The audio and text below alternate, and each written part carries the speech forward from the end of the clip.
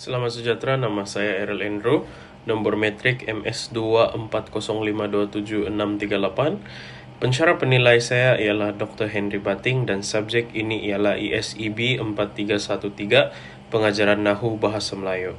Hari ini saya akan membentangkan tentang penggunaan kaedah induktif dalam pengajaran morfologi kepada murid tingkatan 1, tahap penguasaan rendah. Fokus pembentangan ini ialah bagaimana kaedah ini boleh membantu murid memahami imbuhan awalan seperti me, ber, dan ter dengan lebih jelas.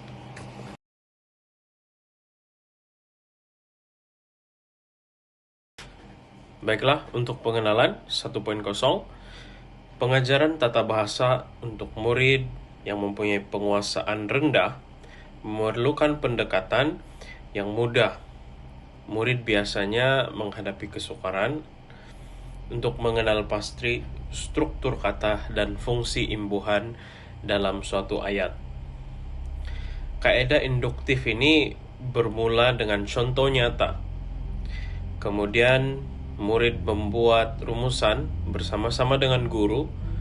Dengan cara ini, murid dapat belajar secara aktif melalui pemerhatian dan juga perbincangan.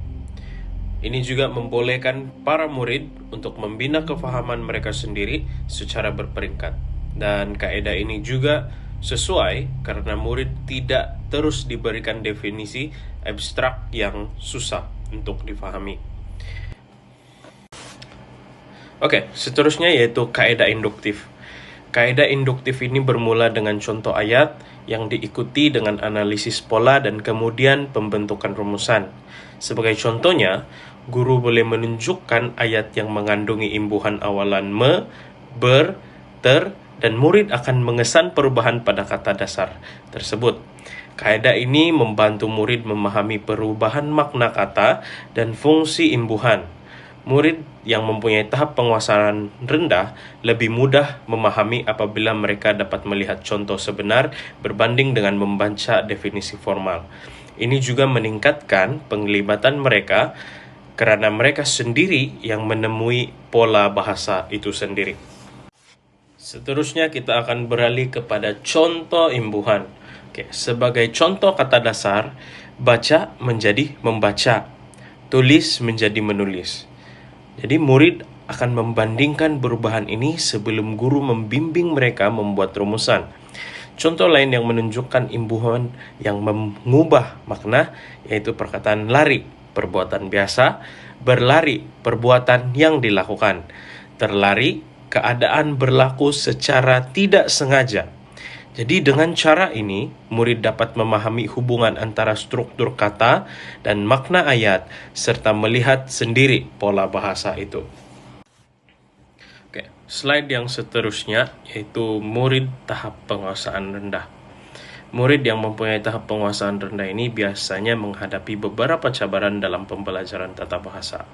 Pertama sekali, mereka ini lebih cenderung menghafal tanpa memahami fungsi imbuhan tersebut. Jadi walaupun mereka boleh menghafal perkataan, mereka tidak tahu bila atau bagaimana untuk menggunakannya dalam ayat yang betul. Kedua, mereka ini selalu menulis ayat yang tidak lengkap ataupun salah strukturnya. Sebagai contoh, Ali berlari buku ataupun dia membaca di rumah makan. Kesalahan ini menunjukkan bahwa mereka belum memahami hubungan antara imbuhan dan makna kata. Ketiga, kekurangan kosakata yang menyusahkan ataupun menyukarkan murid untuk membina ayat yang lengkap walaupun mereka memahami maksud umum perkataan. Kaedah induktif ini membantu murid mengatasi masalah ini dengan membolehkan mereka melihat contoh nyata sebelum mempelajari peraturannya. Misalnya, guru memaparkan ayat seperti Ali membaca buku dan dia menulis surat. Murid diminta untuk mengenal pasti imbuhan dan perubahan kata dasar. Dengan bimbingan berstruktur dan soalan yang tepat, murid dapat membuat rumusan sendiri secara sistematik, memahami pola bahasa, dan mengaitkannya dengan makna. Pendekatan ini meningkatkan keyakinan murid karena mereka terlibat secara aktif dalam pembelajaran, bukan sahaja menerima maklumat dari guru sahaja. Seterusnya kita beralih kepada slide yang seterusnya, yaitu kekuatan dan kelemahan kaidah induktif. Untuk kekuatan kaidah induktif ialah ia dapat meningkatkan penglibatan aktif murid dalam proses pembelajaran. Murid bukan sahaja sekadar mendengar penerangan guru, tetapi terlibat secara langsung dalam memerhati contoh, menganalisis pola bahasa, dan membuat rumusan sendiri.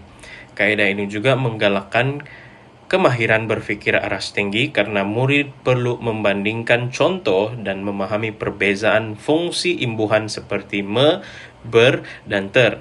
Selain itu, ia membina keyakinan murid dan menumbuhkan sikap ingin tahu terhadap bahasa.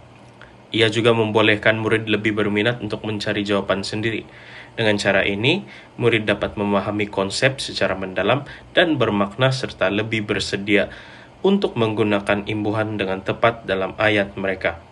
Bagi kelemahan kaidah induktif ini pula, kaidah ini memerlukan masa pengajaran yang lebih panjang karena murid perlu diberi peluang untuk meneliti contoh dan membentuk rumusan mereka sendiri. Kejayaan kaidah ini juga bergantung kepada kemahiran guru dalam membimbing murid dan mengemukakan soalan yang sesuai. Murid tahap yang mempunyai pengetahuan rendah yang tidak dipantau dengan baik mungkin membuat rumusan yang kurang tepat, dan guru perlu merancang aktiviti dan masa dengan teliti supaya objektif pembelajaran itu tercapai. Oleh itu, walaupun kaidah ini sangat berkesan, guru perlu bijak mengurus masa dan menyediakan contoh yang sesuai untuk memastikan murid mendapat manfaat yang sepenuhnya. Baiklah, sebentar tadi kita telah mendengar kekuatan dan kelemahan kaidah induktif. Jadi sebagai seorang guru, kita haruslah merancang pengajaran harian kita. Rancangan pengajaran harian ini dibuat untuk murid tingkatan 1 dengan fokus pada imbuhan me, ber, dan ter.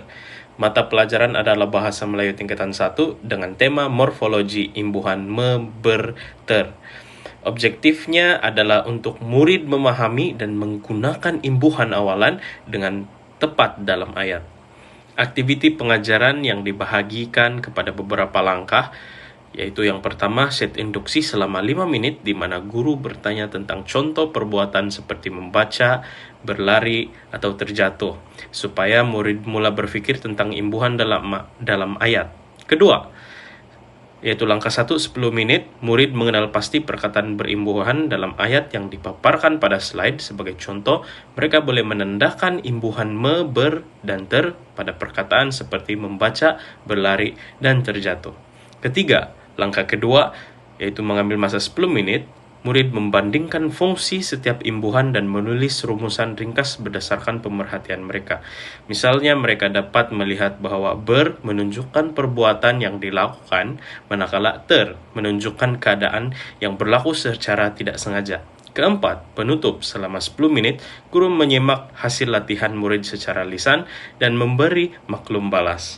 Bahan bantu mengajar termasuk proyektor, komputer riba, dan slide Canva, dan penilaian dibuat melalui pemerhatian semasa aktiviti untuk menilai kefahaman murid.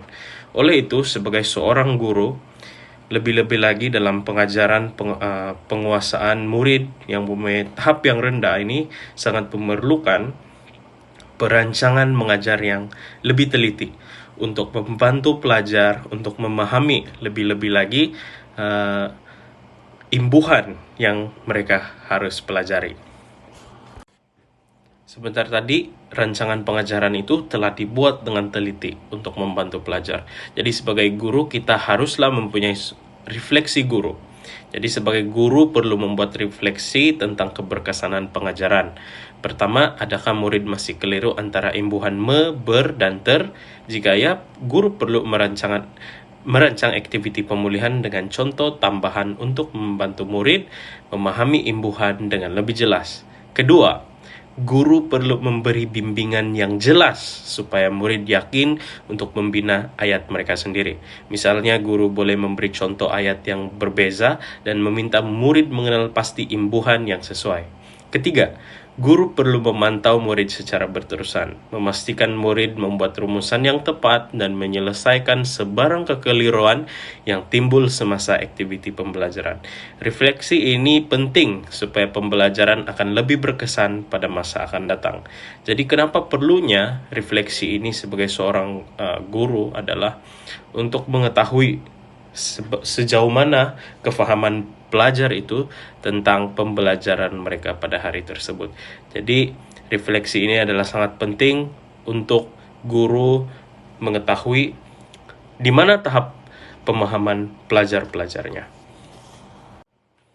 Oke, sekarang ini kita berada di slide yang terakhir, itu kesimpulan.